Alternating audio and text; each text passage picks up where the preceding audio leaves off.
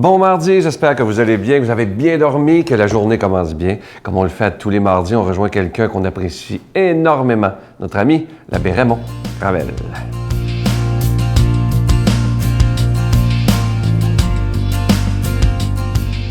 Bonjour, aujourd'hui, la parabole des 7 vases remplis d'or. C'est le barbier d'un roi qu'il entend, il est dans un bois, il entend une voix enjôleuse qui lui dit « Est-ce que tu aimerais posséder 7 vases remplis d'or? » « Bien sûr, s'écria-t-il. Alors la voix lui dit « Retourne chez toi et tu vas les trouver. » Alors le barbier rentra rapidement chez lui et effectivement, il trouva 7 vases qui trônaient au milieu de son appartement. Ils étaient tous remplis d'or, sauf un qui ne l'était qu'à moitié. Le barbier éprouva à cet instant un impérieux besoin de le remplir.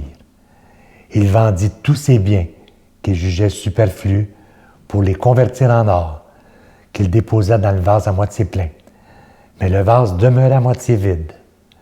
Il s'acharna tout de même, il l'épargna, il lésina surtout, il se priva et priva toute sa famille, mais en vain.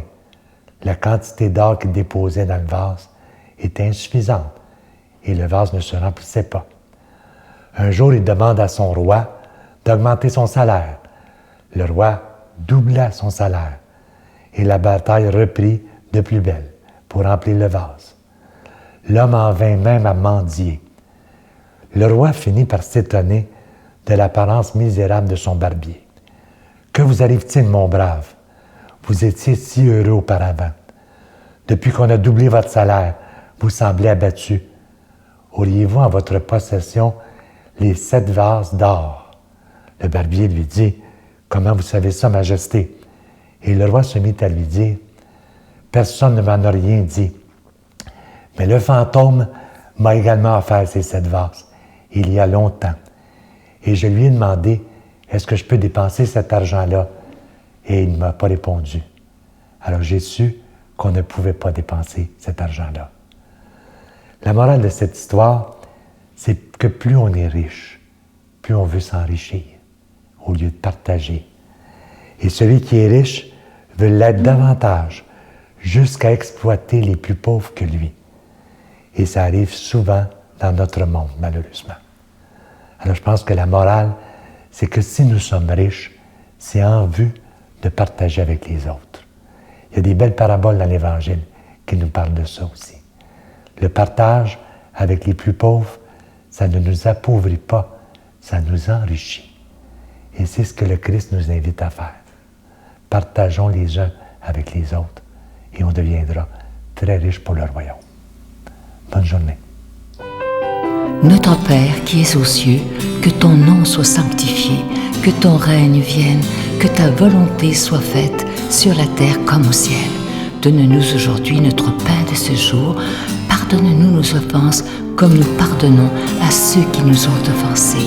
Ne nous laisse pas entrer en tentation, mais délivre-nous du mal, car c'est à toi qu'appartient le règne, la puissance et la gloire pour les siècles des siècles. Amen. Je vous parle encore cette semaine pour une dernière fois, mais je vous rappelle, il y a beaucoup de gens qui ont demandé, est-ce que le livre et le CD, ça va être disponible toujours? Oui, il sera disponible pendant toute l'année 2014, il n'y a aucun problème. Alors, je vous rappelle le titre. Ce bébé dont je suis fier, c'est mon nouveau livre qui s'intitule Le Psaume 23, une prière puissante. Préparez-vous à de beaux changements dans votre vie. Le livre nous apprend à bien prier le Psaume 23, ce si beau psaume de David qui commence par « Le Seigneur est mon berger, je ne manque de rien ». Vous connaissez, c'est magnifique. Ça ne vient pas seul, ça vient aussi avec un CD pour ceux qui n'aiment pas lire, où je lis le livre que vous pouvez écouter peu importe où vous êtes, et aussi 2 affiches magnifiques, qui sont tellement belles, du Psaume 23 que vous pouvez laisser un peu partout afin de toujours l'avoir sous la main et être capable de le réciter régulièrement et le méditer avec tout votre cœur. C'est avec un don de 25 $ et si vous en voulez 2, parce que ça se donne super bien en cadeau, c'est avec un don de 40 $. Je vous donne l'adresse. La Victoire de l'amour, casier postal 120, succursale Boucherville à Boucherville, le J4B 5E6. Je vous la redonne. La Victoire de l'amour, casier postal 120, succursale Boucherville à Boucherville, le J4B 5E6. Également par carte de crédit, par téléphone dans le 514-523-4433, 514-523-4433 ou sans frais le 1-888-811-9291, 1-888-811-9291 et aussi sur notre site Internet, le www.lavictoiredelamour.org. Et je vous rappelle évidemment qu'on vous envoie un reçu pour fin d'impôt. Je vous redis le titre, c'est simple, le psaume 23, une prière puissante. Un livre qui peut changer votre vie.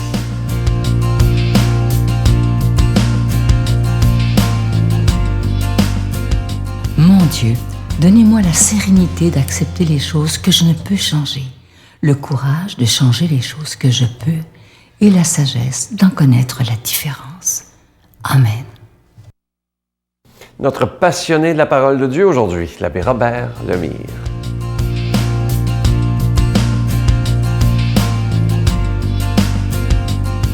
Bon matin de Dieu à vous tous et je dis un bon matin à ma soeur Françoise. Frankie, c'est ta tête! T'es dans les 60 et quelque chose, hein? Je te souhaite une belle journée. À vous tous aussi. Donc, notre évangile d'aujourd'hui est tiré de l'évangile de Saint Jean, chapitre 3, versets 7 à 15. Hein? Comme je disais, je pense que c'est la semaine passée, là, c'est l'apôtre que Dieu aimait. Écoutez bien ça. Jésus disait à Nicodème, « Ne sois pas étonné si je t'ai dit tout à l'heure qu'il faut que tu renaisses. Le vent souffle où il veut, tu entends le bruit qu'il fait, mais tu ne sais pas d'où il vient ni d'où il va. Il est ainsi de toute personne qui est née du souffle de l'Esprit. » Puis Nicodème, il répond, « Mais comment ça va faire? Comment il va faire pour renaître? » Je vais juste arrêter là parce que je pense qu'on est capable d'aller prendre l'essentiel ici, là, OK? Ce qui est important, OK? Nicodème, il vivait des choses difficiles, ça va Jésus, il demande à Jésus, qu'est-ce qu'il faut que je fasse? Comme nous autres on fait, OK? Puis là, tout d'un coup, Jésus regarde Nicodème dans les yeux, puis il dit, va falloir que tu renaisses.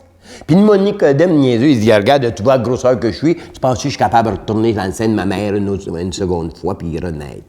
Il n'avait rien compris, hein, tu comprends-tu, comme nous autres. Parce que le Seigneur, il nous dit à toutes nous autres, là, « Hey, Robert, hey, toi, là, il va falloir que si tu veux être heureux, si tu veux être bien dans ta peau, tu veux t'épanouir, il va falloir que tu renaisses. »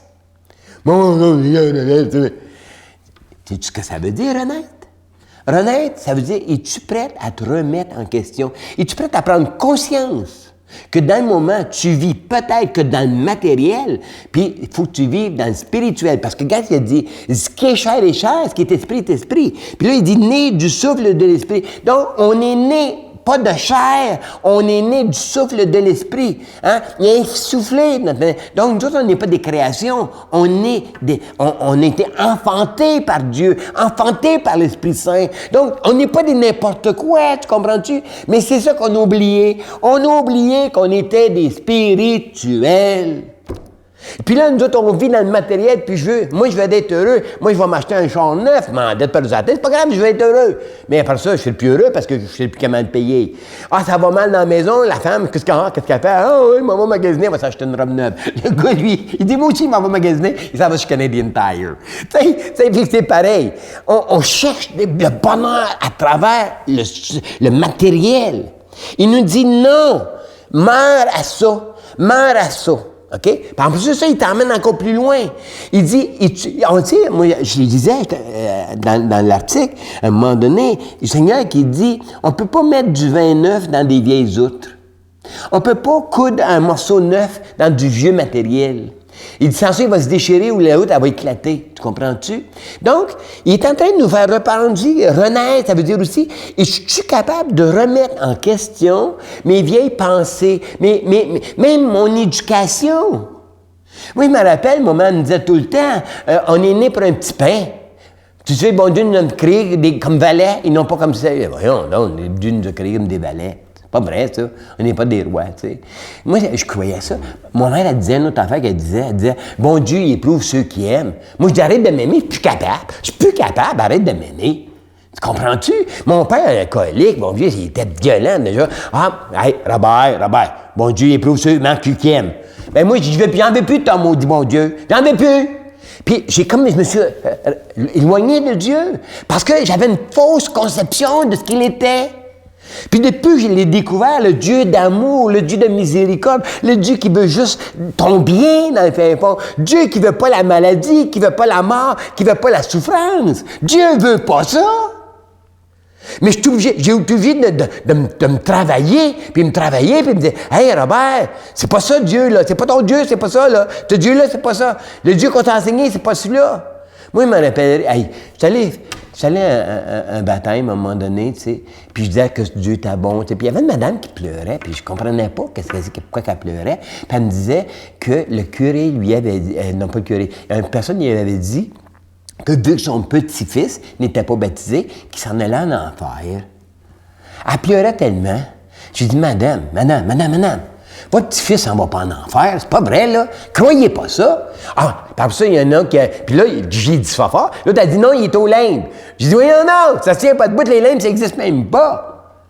Tu sais, le fils, qu'il soit baptisé ou non, c'est un enfant de Dieu. Dès le sein de ta mère, je t'ai vu, je t'ai aimé, dit Dieu. Ton nom est écrit dans ma paume de ma main. Donc, même si ton petit-fils n'est pas baptisé, tu penses-tu que Dieu ne l'aimera pas puis il ne le protégera pas? Voyons, non! Ça ne tient pas debout. Mais combien est-ce qu'il y a de personnes qui pensent ça? Combien est-ce qu'il y a de grands-papas et de grand-mamans dans le moment qui vivent des atrocités parce que le petit n'est pas baptisé puis il pense qu'il est fini? Mais ça n'a pas de bon sens. Donc, réveille-toi. Renais à l'amour de Dieu. Renais à la pensée de Dieu. C'est ça qu'il te demande de faire. Puis quand tu vas renaître à cette pensée-là, tu vas découvrir que l'enfant qui est là, c'est un enfant de Dieu, un aimé. Puis même si on n'y a pas fait une onction sur le front, il est aimé pareil. Puis il y a la force de Dieu, puis il y a les dons de Dieu à l'intérieur, puis la grâce de Dieu. Il est tout là. Le baptême peut juste nous aider à le reconnaître. Ça, c'est important. Donc, je demande au Seigneur de vous bénir, de vous remplir de sa grâce, au nom du Père et du Fils et du Saint-Esprit. Amen. Je vous salue Marie, pleine de grâce. Le Seigneur est avec vous. Vous êtes bénie entre toutes les femmes, et Jésus, le fruit de vos entrailles, est béni. Sainte Marie, Mère de Dieu, priez pour nous pauvres pécheurs, maintenant et à l'heure de notre mort. Amen.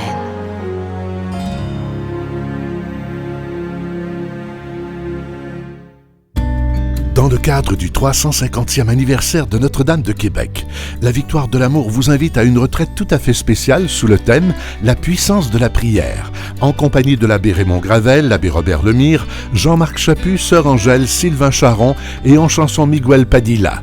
La retraite aura lieu à l'hôtel Hilton, situé au centre-ville de Québec. Nous vivrons ensemble une célébration eucharistique à la basilique Notre-Dame de Québec et nous traverserons la Porte Sainte les 16, 17 et 18 mai prochains. Réservez rapidement avec Voyage Intermission au 514-288-6077 ou sans frais au 1-800-465-3255. Venez vivre une fin de semaine remplie de paix, d'amour et de joie.